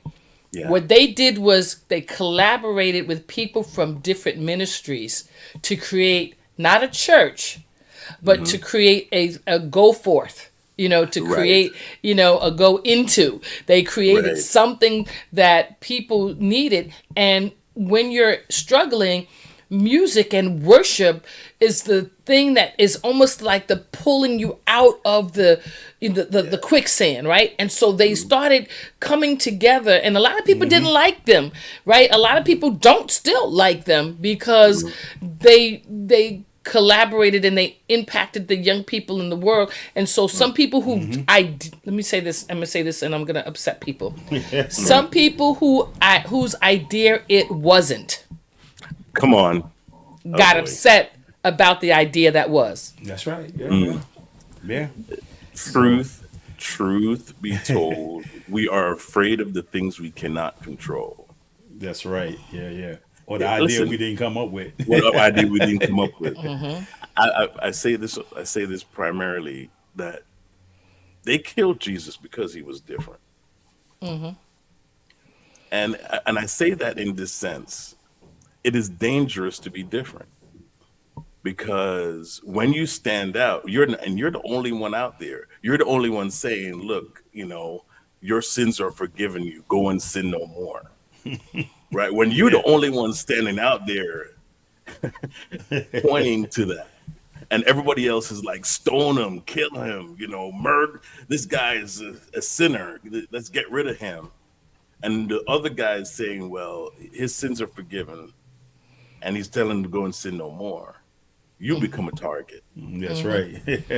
Oh Right. yeah, that's absolutely Well, right. Phil? And all of us are afraid of that. A lot of us are afraid of that, but we've got to step beyond that. Absolutely. This is good. This was So good, Phil, Doc. I want to thank you for coming on, man. I appreciate you, man, for jumping on. Thank you You for know. inviting me. Oh, no problem, man. I look forward to talking to you as we go into 2024 and networking and doing all those great things. Absolutely, brother. We got to come up with some, some No, I got my vision. new Let's ideas. go. Let's go. So Phil, thanks a lot, man. We running over, but this is good. Thank you, man. Tell the wife I said hello. Will do. Thank you. Thank God you so bless much, you, guys. sir. God bless you, Phil. God bless you. All right. Oh my goodness, this was good. Monica's like, y'all are killing her. And so She's quickly. talking. Go ahead. So quickly, as we come to a close, I want to go back to a couple of things. First of all, I want to show my vision board. Oh, sure. Yeah, and I'm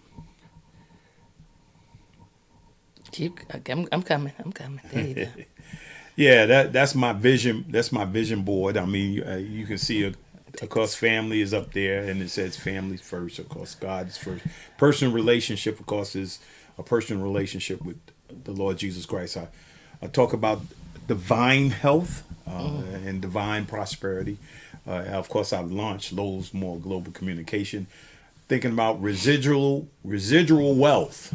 Ooh, can I be part of that? Residual wealth. The dream home, of course, that's my dream home over there in California, in Glendale, California. Over the mall, right? Yeah, Over the Americana. The Americana. I'm talking about philanthropy. And we always talked about our dream car that fits just two of us. Yes, You come know, on, somebody. Hallelujah. But in order to this plan looks great. I mean, pictures are nice, but you got to take each one of them, right? And you got to write out a plan for each one of them. You got to write it down and make it plain. You got to create a practical application. All right, I think I have that up there. It's taking something out, not on this, but on the other slides. It says practical application, right? Yeah, you got to take an idea, right? Practical applications. You got to take an idea, right? And you got to create the blueprint for it, right? You got to take it out your mind. That's what that last bit, you got to take it out your mind. You got to take it out the dream and vision state, right? And you got to make it practical. You got to create a plan. You got to create plans for it. And right? you know what? And I'm all for it because I think you're absolutely right. But you ever hear this thing, the thing that says man plans and God laughs, right? Because sometimes the plans we make, you know, are good because it helps to organize us. But sometimes, a couple of weeks ago, you know, Monica will remember this, but I preached a sermon called The Audible, right?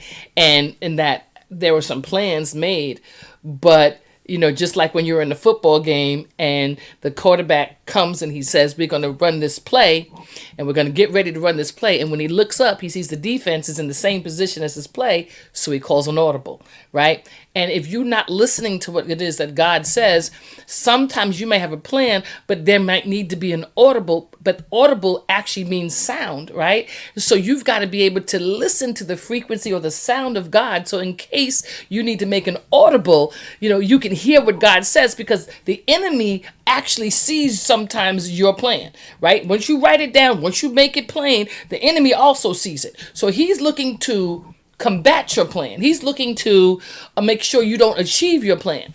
So if you don't hear what God says, you might miss the audible. Doesn't mean you won't get to the... See, in the football game, I'm going deep now, I'm sorry, but in a football game, the goal is to get to the end zone, right? Right. Right? You might have a plan to get to the end zone, but when you do your audible, it doesn't change the outcome, which is to get to the end zone.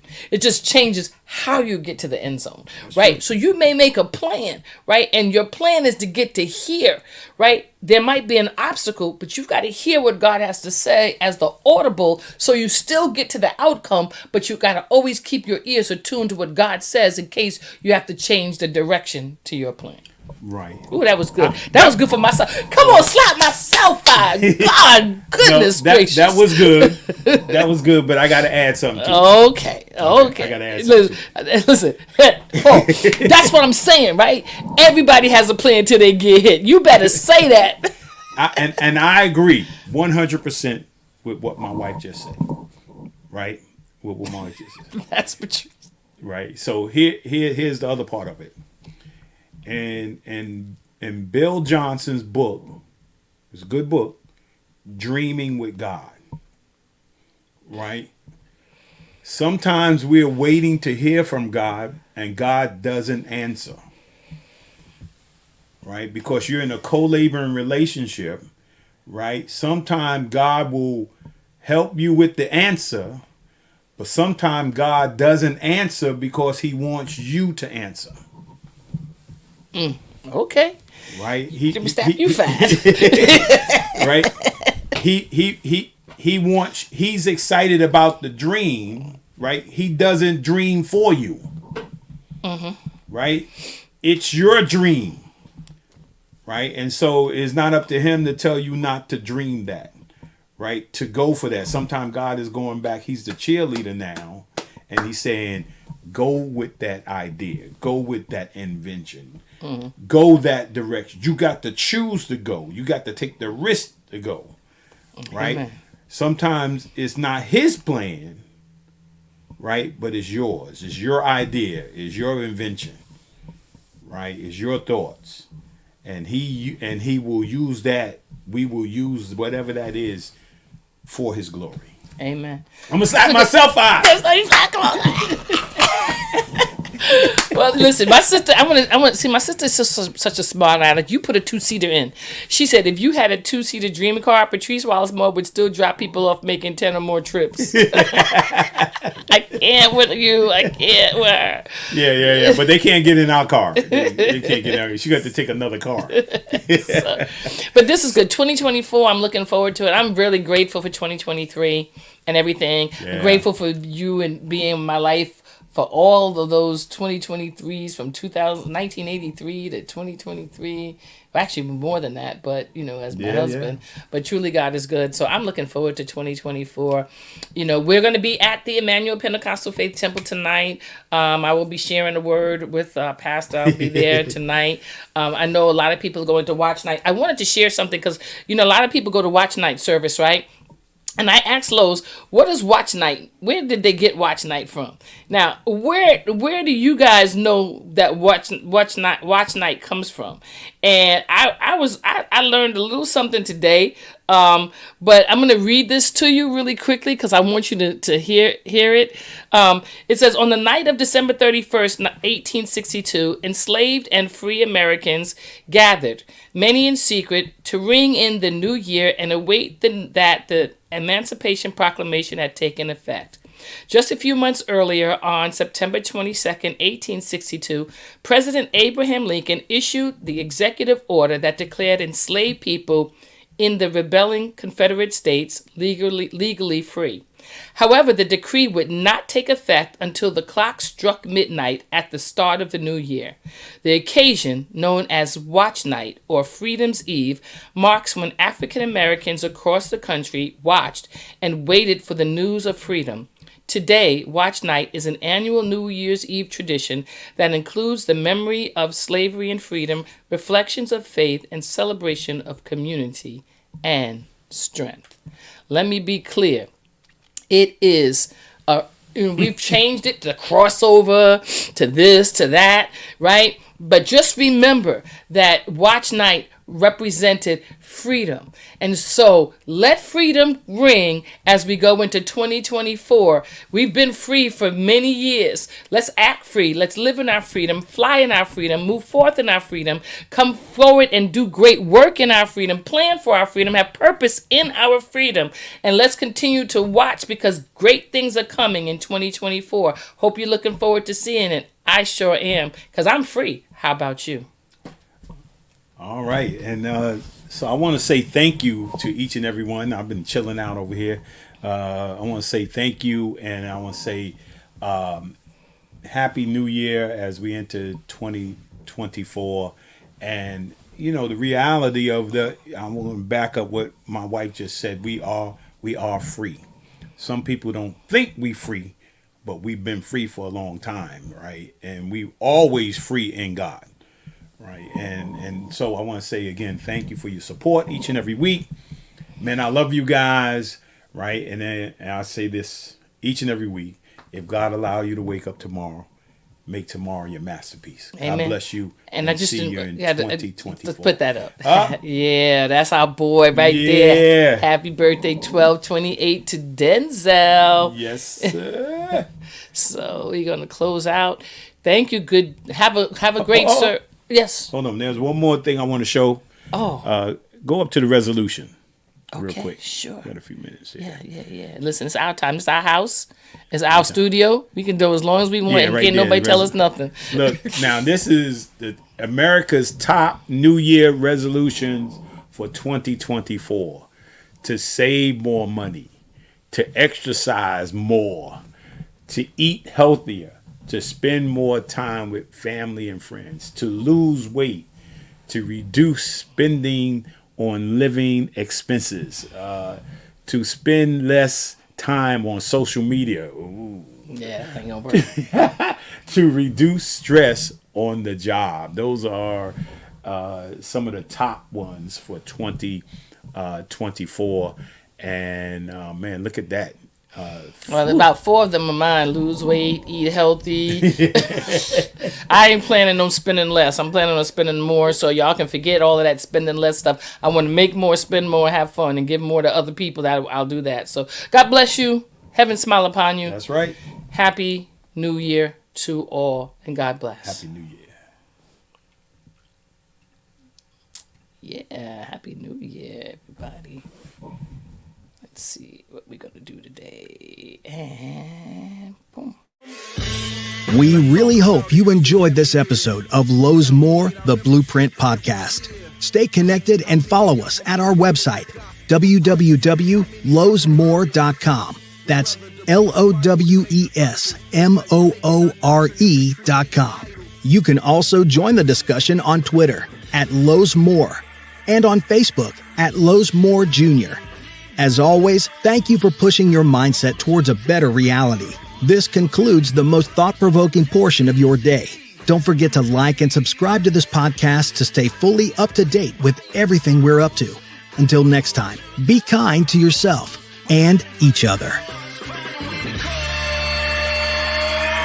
What they teaching is a joke. I ain't buying it like I'm broke. Insufficient funds for insignificant tongue.